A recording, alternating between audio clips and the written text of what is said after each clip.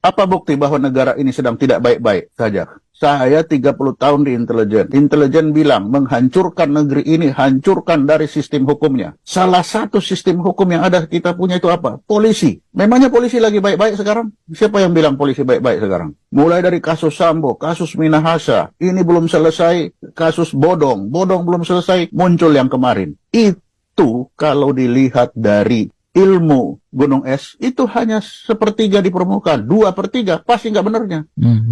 Inilah yang saya bilang, tidak baik-baik saja negeri ini. Sudah seperti itu, apa yang dilakukan DPR? Orang yang merancang bunuh orang dengan dirancang lalu berbohong. Polisi tembak polisi di rumah polisi yang masih CCTV. Tapi apa yang di DPR? Dipuja-puji, bukan dikoreksi, bukan dimarahi. Kenapa kamu malah dipuja-puji? Ini apakah sedang baik-baik negeri ini? Kalau penegakan hukum sudah tidak benar, itu baru polisi. Kita lihat hakim, 9 hakim. Coba, apa yang kemarin? Sistem hukum kita sudah hancur. Ketika hukum sudah hancur, tidak ada lagi kepercayaan rakyat terhadap hukum. Apa yang akan terjadi? Hukum rimba. Kalau hukum rimba, siapa yang di depan? TNI pasti itu akan mengendalikan negeri ini kalau hukum rimba ini terlaksana. Ini, mari kita lihat di Papua.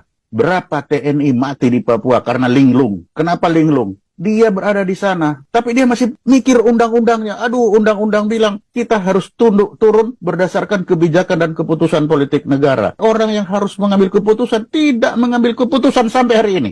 Katanya di sana KKB. Apa KKB? Kelompok kriminal bersenjata. Kriminal kok tiap hari bisa bunuh TNI? Apa kriminal? Nah, dia bilang kami ini Tentara Pembebasan Nasional Papua Barat. Itu sudah pengakuan lah. Kalau sudah Tentara Pembebasan Nasional Papua Barat, maka mereka itu sudah masuk pemberontak.